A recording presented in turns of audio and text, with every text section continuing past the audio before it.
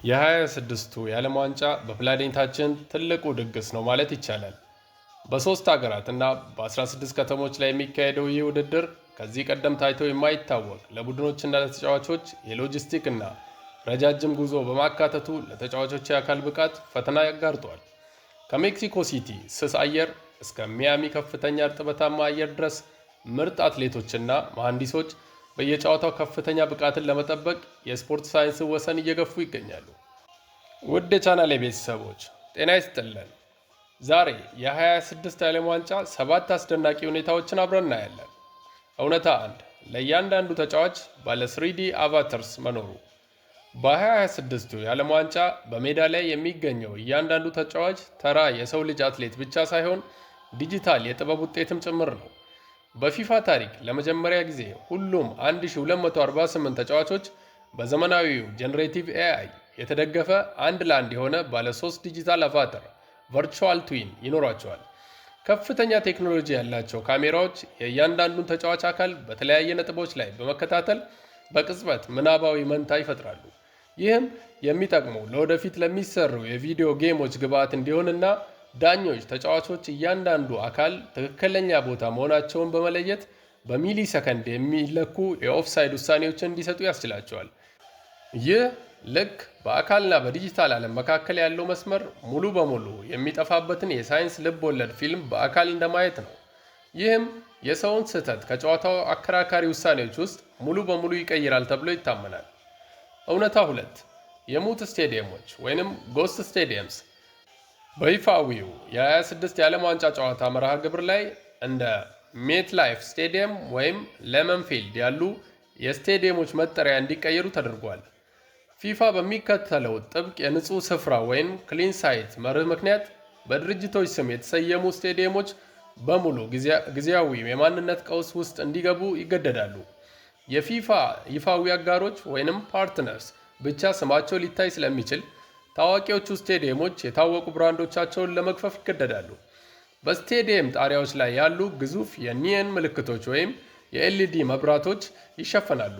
የቴክኖሎጂ ተንታኞችም እንደ ሜት ላይፍ ወይም ሶፊ ያሉ የስፖንሰር ስሞችን እንዳይጠሩ በጥብቅ ተከልክሏል። የዲጂታል ናቪጌሽን፣ የአካል ትኬቶችና የመንገድ ምልክቶች እንኳን እንደ ኒውዮርክ ኒው ጀርሲ ስቴዲየም ወይም ሲያትል ስቴዲየም ወደሚባሉ አጠቃላይ ስሞች ይቀየራሉ። ለአንድ ወር ያህል እነዚህ የቢሊዮን ዶላር ምልክቶች የቀድሞ ማንነታቸው ሙት ወይንም ጎስት ይሆናል። ይህም እያንዳንዱ የስቴዲየም ኢንች ለዓለም ዋንጫ መንፈስ ብቻ እንዲውል ይደረጋል። እውነታ 3 የሳር እንክብካቤ አስተዳደር ወይንም ግራስ ማኔጅመንት። በፕሮፌሽናል እግር ኳስ ውስጥ የሳሩ ጥራት እጅግ አስፈላጊ ነገር ነው።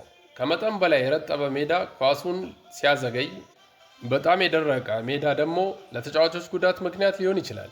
የአየር ሁኔታው ምንም ይሁን ምን ፍጹም የሆነ የጨዋታ ሜዳ ለመጠበቅ በአትላንታው የሚገኘው ሜርሴዲስ ቤንዝ ስቴዲየምን ጨምሮ የ26ቱ ምርጥ ስቴዲየሞች ሰብ ኤር በሚል ልዩ የከርሰ ምድር የቴክኖሎጂ ላይ ይተማመናሉ። ይህ ስርዓት በሳሩ ስር ባሉ የሴንሰሮችና የቧንቧዎች መረብ አማካኝነት በጸጥታ ይሰራል። ድንገተኛ የዝናብ ማዕበል ከተከሰተ የሰብ ኤር ስርዓቱ እንደ ግዙፍ ቫኪዩም ወይንም ማሽን በመስራት ከመጠን በላይ የሆነውን ውሃ ከተፈጥሯዊ የውሃ ፍሳሽ በ36 እጥፍ በበለጠ ፍጥነት ከሳሩ ስር ይስባል። በተቃራኒው በሞቃት ሁኔታዎች ውስጥ ሳሩ እንዳይሞት ስሮቹን በማቀዝቀዝ ንጹህ አየር በምድር ውስጥ መግፋት ይችላል።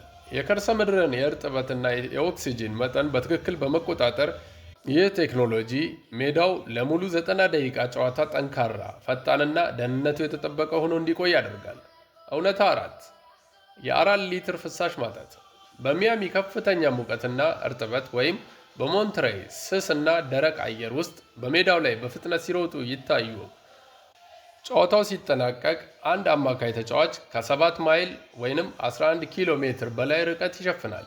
ይህ ርቀት የሰውን አካል እስከ መጨረሻው ገደብ የሚገፋ ነው። በእነዚህ ከፍተኛ ጫፍ ባላቸው አካባቢዎች ምርጥ ተጫዋቾች በላብ አማካኝነት እስከ 4 ሊትር ወይንም 1 ጋሎን በላይ ውሃ ሊያጡ ይችላሉ። ይህ ከፍተኛ ዋጋ የሚያስከፍል የአካል ትግል ነው። ጥናቶች እንደሚያሳዩት አንድ ተጫዋች ከሰውነቱ ክብደት 2% የሚሆነውን ውሃ ካጣ የኦክሲጅን አጠቃቀሙ ወይንም ኤሮቢክ ካፓሲቲ ይቀንሳል። እንዲሁም ኳስ ለማቀበል ወይም ተከላካይን ለማለፍ የሚረዳው የአእምሮ ጂፒኤስ መበላሸት ይጀምራል። የ2026ቱ የዓለም ዋንጫ የሰሜን አሜሪካን እጅግ በጣም አስቸጋሪ የአየር ጠባዮችን ስለሚያጠቃልል ፊፋ የአየር ሁኔታውን ምንም ይሁን ምን በእያንዳንዱ ጨዋታ እያንዳንዱ አጋማሽ ላይ 3 ደቂቃ የውሃ እረፍት ወይም ሃይድሬሽን ብሬክስ እንዲኖር በይፋ ደንግጓል።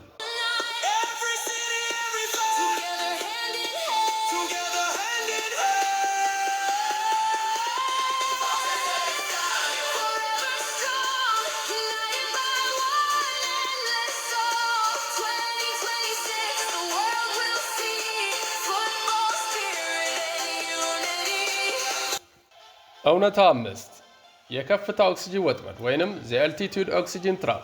የ2026 የዓለም ዋንጫ የጀመረው በሜክሲኮ ሲቲ በሚገኘው ታዋቂው አዜቲካ ስቴዲየም ነበር። ከባህር ጠለል በላይ 7200 ጫማ ወይንም 2200 ሜትር ከፍታ ላይ የሚገኘው በመሆኑ በአካባቢው ያለው አየር በመካከለኛ ቦታ ላይ ካለው አየር በ25% ያነሰ ኦክሲጅን ይይዛል። ከከፍታው ጋር ላልተለማመዱ ምርጥ አትሌቶች ይህ ማለት ሳምባቸው ለጡንቻዎቻቸው ኃይል ለመስጠት ጠንክሮ መስራት አለበት ማለት ነው። ይህም ለፈጣን ድካምና በደረት ላይ የቃጠሎ ስሜት እንዲፈጠር ሊያደርግ ይችላል። ሌላም ችግር አለ።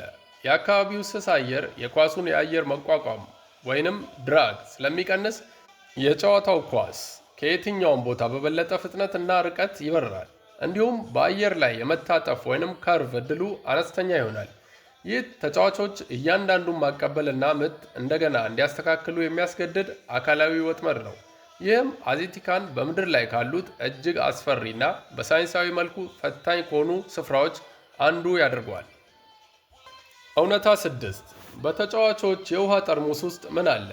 በጨዋታው ወቅት በተጫዋቾች ጠርሙስ ውስጥ ያሉ ፈሳሾች አካላዊና አእምሮአዊ ብቃታቸውን ለመጠበቅ በጥንቃቄ የተቀመሙ ናቸው። አይሶቶኒክ መጠጦች።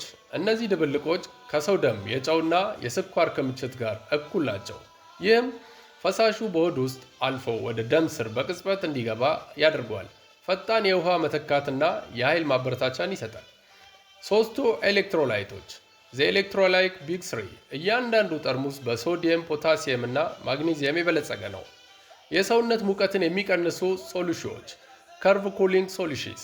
ከፍተኛ እርጥበት ባለባቸው ቦታዎች ቡድኖች ብዙ ጊዜ የኤሌክትሮላይት ሶሉሽኖች ወይንም የተፈጨ የበረዶ መጠጦች ይጠቀማሉ። እነዚህን መውሰድ የተጫዋቹን የውስጥ አካል ሙቀት ይቀንሳል። ይህም በከፍተኛ ሙቀት ውስጥ ምርጥ ብቃት ለመጠበቅ እንደሚረዳ በሳይንስ ተረጋግጧል። የማገገሚያ አንቲኦክሲደንቶች። ከጨዋታው በኋላ ተጫዋቾች ብዙ ጊዜ ጣፋጭ የቼሪ ጭማቂ ወይንም ልዩ የፕሮቲን ውሃ ይጠቀማሉ። እነዚህም ቡድኑ የመልበሻ ክፍሉን ከመልቀቁ በፊት የጡንቻ እብጠት ለመቀነስና የማገገም ሂደቱን ለማፍጠን የሚረዱ የተፈጥሮ ውህዶች ናቸው።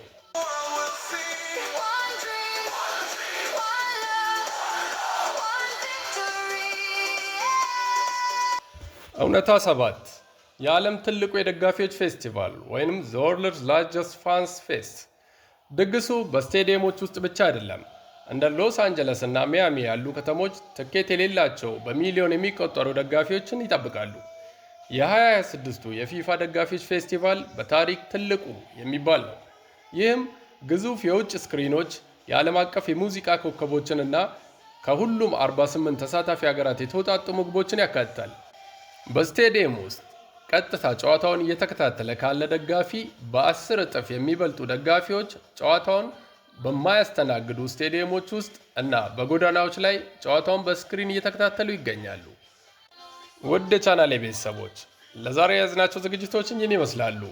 ሰብስክራይብ በማድረግ እንድታበረታቱን፣ ላይክ በማድረግ ቻናላችን አዲስ ስለሆነ ለሌሎች ተደራሽ እንዲሆን እንዲሁም የደውል ምልክቷን በመንካት አዳዲስ ዓለም አቀፋዊ ዜናዎችና ይህን የመሰሉ ዝግጅቶች ሲጫኑ እንዲደርሷችሁ ማድረግ ትችላላችሁ። እናመሰግናለን።